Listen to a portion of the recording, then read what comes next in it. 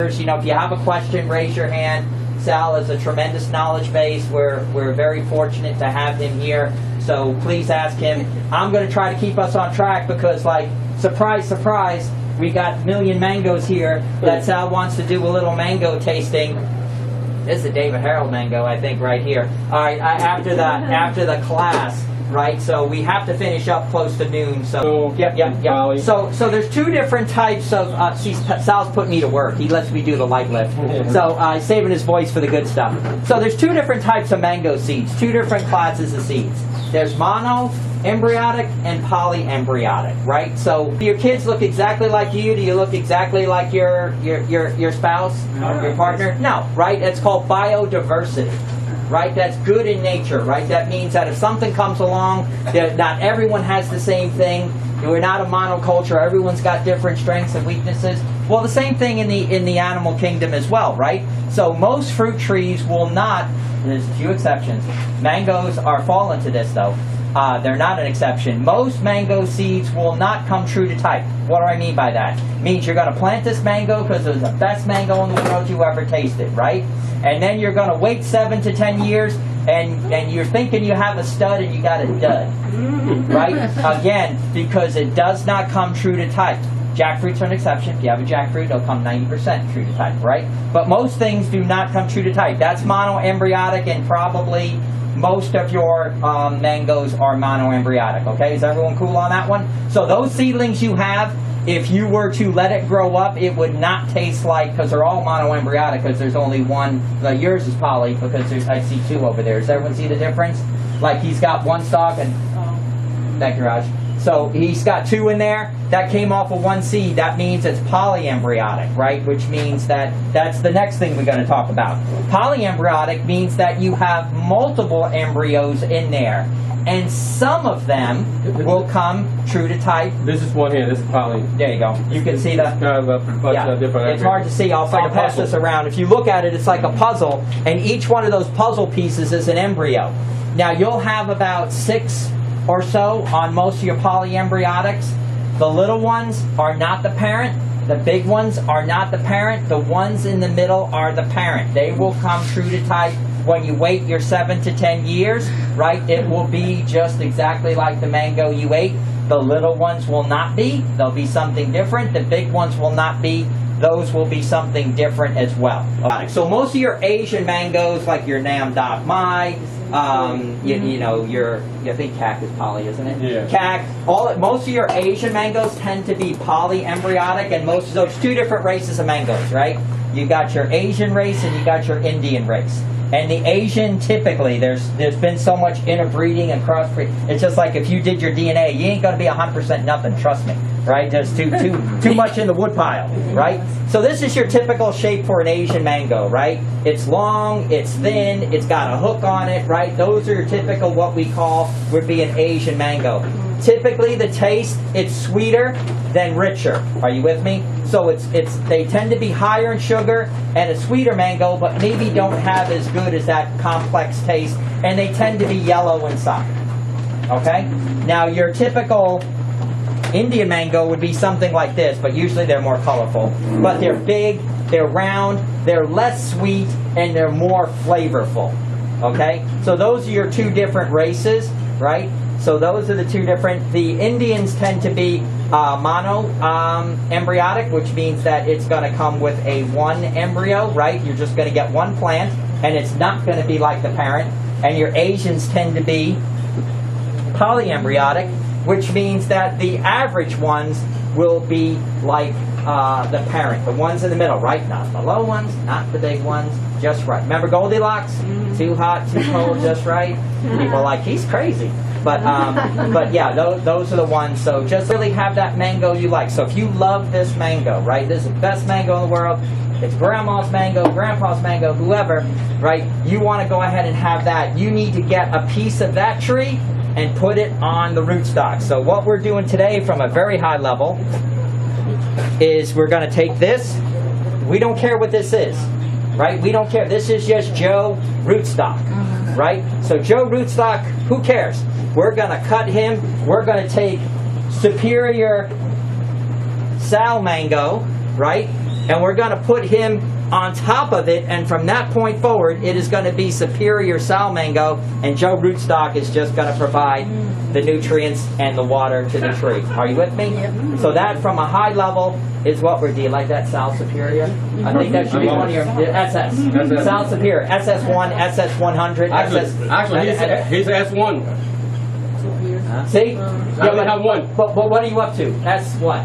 Like 120. Well, yeah, I have a lot. So, okay, so is everyone from a high level understand what we're going to do today? Sal's going to take you through the how-to. That's where his knowledge base is, but I'm good enough to say, you know, that, you know, what you're doing from a high level. Okay. Welcome, everyone. We're going to have a blast here today. You guys are going to learn something new. Well, some of you probably already know how to graft. How many of you here know how to graft a little bit? One. Okay. How many of you have tried grafting? 5. Okay. Well, you're in the right place for the class. So here's the roots, and the tree will come out of here. You can see the little reddish part here. That's where the tree comes out. I usually plant them like this, so it's a stronger tree. It comes out straight up. But it doesn't matter. You can put a flower like this. It doesn't make any difference. So you can remove the husk. That's the best way to make sure that it's going to germinate. But if not, you can leave it inside the husk. A lot of them don't germinate because they just rot inside. Some of the husks open up really easy. You can open them with your fingers. Some of them are very tough to open. You have to put them in water for 5-6 days, and then they'll soften up, and then you can open them. The most important thing when it comes to grafting is your bogwood and the rootstock. You have to know how to prep this here. This is the most important part right here. First of all, you have to have a strong, healthy rootstock. If it's not healthy, it looks like it's dying, don't even bother. So it has to be healthy. Most of the trees look pretty healthy. So I'm going to pass this one around and one of this here around, so you can see what I'm talking about. There's little buds just above the leaves here. You can use this mostly for cleft graft, which is the V-shape of graft. I'll talk about the cambium. The cambium is the most important part of the grafting, because if you don't have cambium contact on your tree, when you put this little branch or the bud here, if you don't have 25, you want to get 100% cambium contact. Let's put it this way, 100%. And I'm going to show you how to get 100%. And when you get 100%, you're going to be successful 100% of the time. With the cleft graft, it's a little more hard, because what you're doing is you cut this tree over here, and then you're making a wedge here on the bud here. You can make it like a little wedge, and I'll show you how to do it and the proper way to do it. And then you're going to put this little wedge inside here. You're going to make a cut here, about 1 inch long, 1.5 inches. And I'm going to do one so we can pass it around and you guys get the idea. Grafting is not hard, but you have to practice, okay? And when I mean practice, I mean perfect practice, because you can practice all day. If you're not doing it the correct way, you're going to have failures every single time. So the cambium is the part that is between the bark and the wood. And I have, eventually I'll probably have 200-300 different types of mango with my name on it. And the way I do it, I take the leaf, I smell it. And I'll pass it around, you can crush it. If it has a nice strong aroma, more than likely it's going to be a very good mango. And this one here, as soon as I cut it, oh my God, I'll pass it around. And you cut all the leaves off. You leave a little stamp here from the leaf. You don't cut the leaf here, because if you cut the leaf here, they have a tendency of bleeding, and some of them did bleed a little bit. And when I collect them this morning, I got mango sap on my fingers, which is sticky. Some people are allergic to it. I'm not, but you have to be careful. Mango sap, mango latex. So you go there, you cut all your leaves, and you can see I'll pass this around. The top ones you just cut half of the leaves. You don't have to cut them all completely, but the bottom ones you do.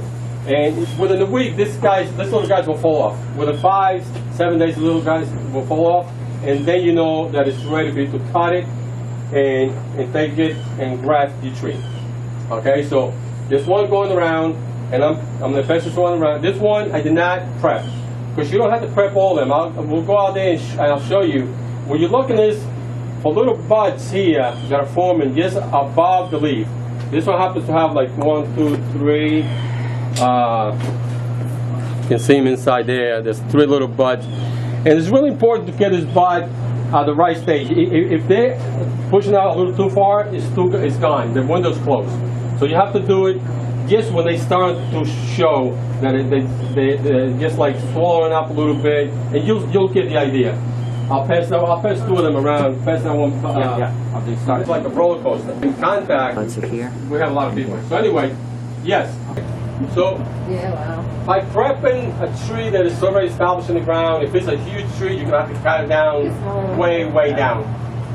If you want to go out there and graft a tree that is pretty big, it's got branches everywhere, and you graft it, it might take, but you'll never have a mango from that tree because the tree's gonna reject it. The tree is not interested in giving much energy to a little branch that you graft on the tree that's got hundreds of branches, or maybe thousands of branches. So the graft will take, easily within a year, it'll die. Because the tree just doesn't give a lot of nourishment, doesn't care about the little branch. So you have to do this. You have to prep it, and what we're going to do here, like I already cut this down here, so we're going to be grafting this one here, and this one, we're going to be grafting this one here. Like right here. Are you going to do 2 different? Yeah. And then usually about a month after you've done this branch will be out here. It happens really quick. So in about a month, you could be grafting on this tree, on the new growth that came out of the tree. Because like I said, some of these branches will be too thick to do anything with them on the tree that's pretty big on the ground. So you have to prep it. It's not rocket science. It's pretty simple. You can actually go down even lower, like that here. It depends on how you want to be when you graft. Usually I go like waist high, so I can be comfortable grafting. This mango is green. I cut it off like here, and then I break the little stem for the mango's hang. I break it off, and I collect this sap in here. Now this is going to do a bunch of good stuff for you. You can get drunk on this stuff. I'm worried you're going to pass out. I use the mango latex. Nobody's using this. This is something new. It's going to be on YouTube. You'll see it. What the mango latex does to this graft is it keeps the graft moist, which is really important to keep this up because it's so hot. This little bud, once I cut one here, I'll show you. So just so you know, so it's an encouragement for you guys to really pay attention to small details like this stuff here, and how to prep it and how to cut it, so you can be successful. Uh-oh. Make sure she don't watch your video. Yeah. So anyway, I just took this and I wrapped it up with a paper towel and ice so it will not get too hot. I got a little torch and I heat it and I bend it to a perfect, almost like a U. You can go in there and remove bark only. And once I'll make the cut, and you guys can use this. Before I just made these things about a year ago. So before I was using just a knife. The problem with the knife is sometimes it cuts too much of the cambium, and I just want to remove bark. So I'll go down here. I'll start here. I'll come down about an inch down, remove, and then I'll cut it here. I'll show you in a minute. And then I go in here with the tip of the knife, and I pick on the cambium. Cambium is almost here, the bark. Okay. And then. So you'll see the bark, and then the cambium is below. And I'm going to scrape it so you see what it looks like. It's almost like fiberglass. You can see little fiber. If you don't have glasses, put them on. And so it's very fine, but you'll see it. There's a lot of fiber there. That's the cambium. That's the two part they have to match. The cambium from here to the cambium on the rooster. They died, but anyway, they were happy a little while ago. Okay, single edge. It should be a long knife. Okay, so you want to start out with something that you know is pretty close, and this one here is very close. So what you do is you make a fresh cut. So and you put your fingers around it, and this one's still a little thicker. So you can go down. You cannot go up because you already cut this thing here. So you got to know what you're working with. So so you make another cut, and voila. Then you kind of just feel it. Put your fingers around here, to see if they match, because you want 100% match. So I'm happy. This is really good. If it was a little, this one was still a little thick, I can go down a little lower. But this is good. So you take your knife. In this case, you can use this knife here. The double edge. That way it goes straight down. If you use the single edge, which is for removing buds, so you can do bud graft and cleft graft with this. And what you do is you come over here. Now, you want to have a really sharp knife, a knife that if you cut yourself, you don't notice it until you see blood coming out. I mean, that you can go like this on a tomato, and the tomato won't even move. A beautiful slice will come out of it. So, again, very sharp knife. You won't cut yourself if you're paying attention. Don't do this stuff and look around. So, you just go like this, back and forth. You're kind of rocking it, and you're staying in the middle. And you go down about an inch and a half. Now you're going to make a wedge. And you want to do 2 cuts. So you use the other side of the knife. In this case, I have both sides. So, and you make 1 cut. You aim it for the center here. So you want to make a perfect wedge. Now, a lot of people do this a little different. They do it like this. I guess they're afraid of cutting themselves, but I'm not. So you aim it for the center. Watch me cut myself. Okay, voila, 1 cut. And I already have a pretty good, almost in the center. And then you come on the opposite side, and you do the same thing. You check and make sure you're perfectly on the opposite side. So is this the cleft graft? This is a cleft graft, yes. And you do the same thing. You aim for the middle here, and voila. Okay? Then, this stuff should be done pretty quick, so I'm going to do this, and then we're going to pass it around, put a little tape on it so you can see what it looks like. And I always put mango latex on everything that I graft, because it does keep it moist and sticky, and it slows down oxidation. So you don't need much, just a little bit, just like them over here. And we're gonna go this way here. Now, sometimes if it doesn't come exactly down in the middle, one side is usually a little narrower than the other side. Like this side here is a little bit wider than this side here, the cut. You go with the one that is narrow to this side here, or wherever. If it's not center, this one is not 100% center, so you go just like, yeah, I had it right. Do it, yeah, just like so, and you put in there about that high. So I'm going to put a little tape on, and we'll pass it around so you guys can see what it looks. The back, and you just remove the tape, or the paper actually, and this thing, and then you start here in the bottom, and this is very stretchable. And if it breaks, which I'm going to break to show you, it doesn't matter. You start all over. Like, okay, it's adheres to the bottom tape. So you just continue here, and I'm going to stop right here so you guys can get it. And as you go up, you can go like this, make sure it's still in place. Okay, so like I say, if you go off center, which it happens sometime, if you don't have the proper knife, I'm using the proper knife here, so it's not going to happen. Okay. And you go down pretty much about an inch. It's a good thing to match the little bud. But since you guys don't have the little gadget, just you come up here, just remove, just like that. You just remove them, and you'll see the difference. Okay, just like that. See, with a regular knife, you're removing a little less. You go like this, you just kind of lift a little bit of the cambium here.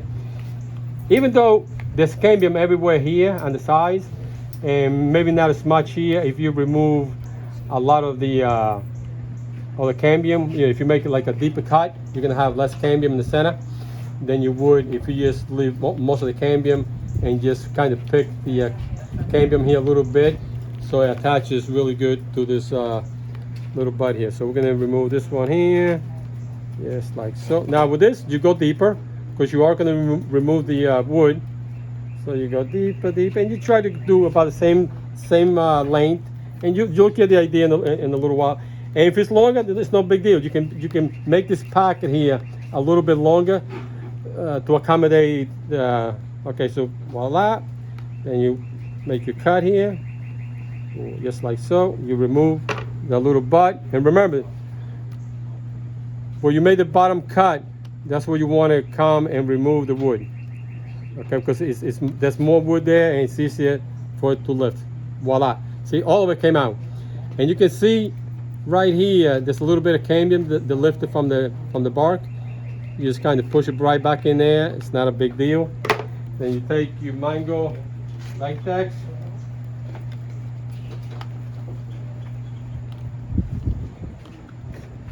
And this stuff, like I said, once you get good at it, you're gonna be doing this stuff really fast.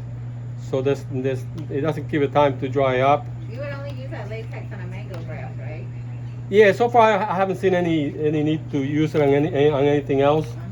Because like I said, avocados are very easy to graft. If I show you guys how to do avocado graft, every single graft you guys do will take. That's how easy they are. So you only put the mango latex on one side, then you come over here, you lift the little flap here, you shove this little guy just like so, in place, just like that. Okay, now, see how perfect that is? It's a perfect match on top and the bottom here. If it was a little longer, you can always come down a little farther down, you know, make the little pocket a little longer, and that's it. So let's wrap it, and here, just like so, clockwise.